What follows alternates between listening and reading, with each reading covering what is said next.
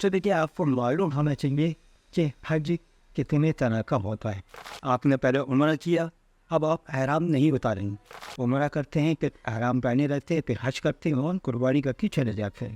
احرام کی پابندیاں کیا ہے, یعنی احرام کی حالت میں آپ کون کون سے کام نہیں کر سکتے, حج میں کتنے فرض ہوتے ہیں اور کتنے واجبات ہوتے ہیں. مصطفیٰ میں طارق سبحانی ایک بار پھر آپ کا اس ویڈیو میں خیر مقدم کرتا ہوں. دیکھیے میں نے ارادہ کیا تھا کہ حج 2024 کے لیے ایک step by step Hajj training part 1 سے لے کے پارٹ 15 تک بنائیں گے 10 منٹ کی ویڈیوز. اور میسج بھی بہت آ رہے تھے میرے پاس کہ آپ کب شروع کریں گے حج ٹریننگ. تو آئیے یہ سلسلہ اللہ کا نام لے کے شروع کرتے ہیں. آج یہ step by step Hajj training part 1 ہے. اب آپ حج کے لیے جا رہے ہیں, تقریباً تیاریاں پوری ہو چکی ہیں. تو دیکھیے آپ کو معلوم ہونا چاہیے کہ حج کتنے طرح کا ہوتا ہے, کیونکہ آپ حج کو جائیں تو بالکل پراپر ہو طریقے سے تیار ہو بھی جائے. تو حج 3 طرح کا ہوتا ہے. پہلا حج ہوتا ہے حج تمتع. حج تمتع کرنے کا طریقہ یہ ہے کہ آپ عمرے کا احرام باندھیں, عمرہ کریں اور پھر عام کپڑوں میں آ جائیں, کیونکہ ابھی آپ کو 20-25 دن مکہ میں اور رہنا ہے, اس لیے آپ عام زندگی گزارنے لگیں. پھر جب حج کے دن آئیں تو پھر آپ احرام باندھیں حج کا, حج کریں, قربانی کریں. یہ ہوتا ہے حج تمتع. نمبر 2 ہوتا ہے حج قران. اس میں آپ کو احرام باندھنا ہے عمرے کا بھی اور حج کا بھی. آپ نے پہلے عمرہ کیا, اب آپ احرام نہیں اتاریں گے, پھر اسی احرام سے آپ حج کریں گے, قربانی کریں گے. یہ ہو گیا حج قران. کہ تیسرا حج ہوتا ہے حج افراد. حج افراد میں آپ ڈائریکٹ حج کا احرام باندھیں گے, حج کریں گے, تو اس وقت قربانی نہیں کریں گے, اور یہ حج افراد ہو گیا. حج تمتع انڈیا, پاکستان, بنگلہ دیش, مالدیو, انڈونیشیا اور ایشیا کے اور افریقہ کے جو ممالک آتے ہیں وہ حج تمتع کرتے ہیں. عرب کنٹریز اور سعودی عرب کے برابر کے جو پڑوسی ممالک ہیں وہ جو کرتے ہیں وہ حج قران کرتے ہیں. وہ 3-4 دن پہلے آتے ہیں, عمرہ کرتے ہیں, پھر احرام پہنے رہتے ہیں, پھر حج کرتے ہیں اور قربانی کر کے چلے جاتے ہیں. حج افراد سعودی عرب کے جو لوکل ہوتے ہیں وہ کرتے ہیں, گھروں سے احرام باندھ کے آئے, حج کیا اور واپس چلے گئے. تو یہ آپ کو معلوم ہونی چاہیے کہ حج 3 طرح کا ہوتا ہے. اب آگے چلتے ہیں. دوسری بات کہ حج میں کتنے فرض ہوتے ہیں اور کتنے واجبات ہوتے ہیں. تو دیکھیے حج میں 3 فرض ہوتے ہیں. نمبر 1 احرام باندھنا, نیت کرنا اور تلبیہ پڑھنا. تو نمبر 2 وقوف عرفات, یعنی عرفات میں آپ کی حاضری. نمبر 3 طواف زیارت.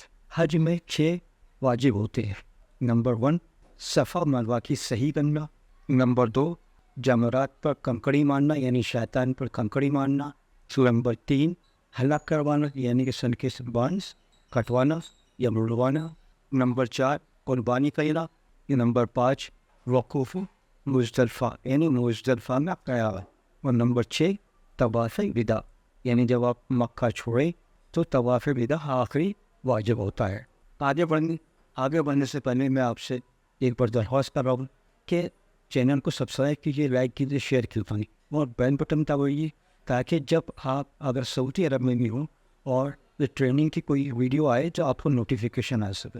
اور زیادہ سے زیادہ سبسکرائب کیجیے, کیونکہ یہ بہت کام کی ویڈیوز ہیں, اور میں آپ کو ان ویڈیوز کے ذریعے بالکل انشاءاللہ پرفیکٹ کر دوں گا, کہیں آپ کو کہیں پریشانی نہیں ہوگی, یہ میرا وعدہ ہے. اب آگے چلتے ہیں کہ احرام کی پابندیاں کیا ہے, یعنی احرام کی حالت میں آپ کون کون سے کام نہیں کر سکتے جن کے لیے سختی سے منع ہے.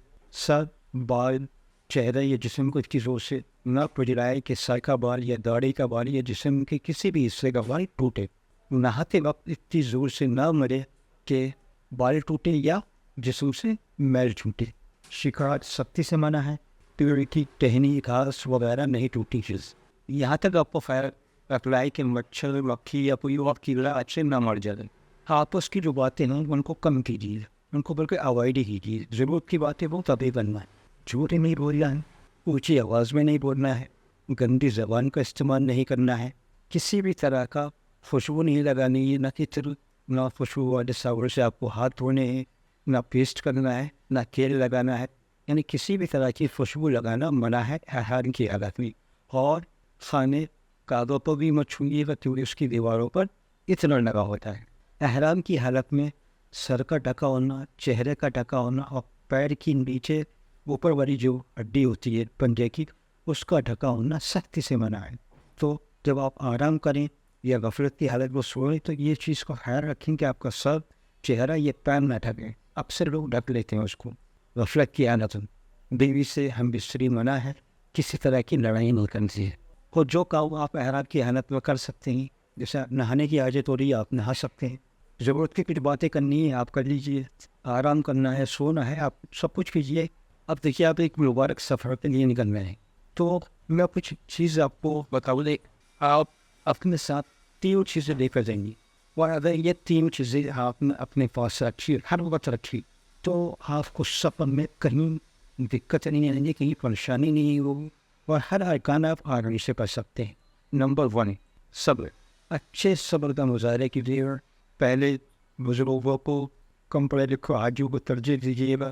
پڑھے لکھے حاجیوں کی ذمہ داری ہے ان کی مدد کریں, اور خاص طور سے جوان حاجی جو جا رہے ہیں ان کی ذمہ داری ہے کہ وہ عمر دراز حاجیوں کو ترجیح دیں. تو صبر سے کام کیجیے گا. نمبر 2, اچھے اخلاق, بہترین اخلاق کا مظاہرہ کریے. جتنا ہو سکے دوسرے حاجیوں کی مدد کیجیے. اور نمبر 3, اگر آپ دل میں یہ رکھ لیں کہ اپنی عبادت اور اپنی دعاؤں سے اور اپنے اخلاق سے ہم اللہ کو راضی کر دیں گے, انشاءاللہ راضی کر دیں گے, تو سمجھ لیجیے آپ کا سفر کامیاب ہو گیا. یہ 3 چیزیں آپ ہمیشہ اپنے ساتھ رکھیے سفر کے دوران, یہ بہت کام آئیں گی. اور جو حضرات اس بار حج کے لیے جا رہے ہیں, ہم سب کو بھی دعاؤں میں یاد رکھیں, ہمارے حق میں بھی دعا کریں, اور اللہ رب العزت آپ کے پورے سفر کو روشن کر دیں. آپ کی ایک ایک عبادت, ایک ایک دعاؤں کو اپنی بارگاہ میں قبول فرما لیں. آمین ثم آمین. آپ بھی کمنٹ باکس میں آمین کثرت سے لکھتے جائیے تاکہ آپ بھی دعاؤں میں شامل ہو جائیں. اب انشاءاللہ آگے پارٹ 2 بنائیں گے. ابھی تک کے لیے نہیں, اللہ آپ کا پوری نگہبان. مصطفیٰ مجتبیٰ مصطفیٰ مجتبیٰ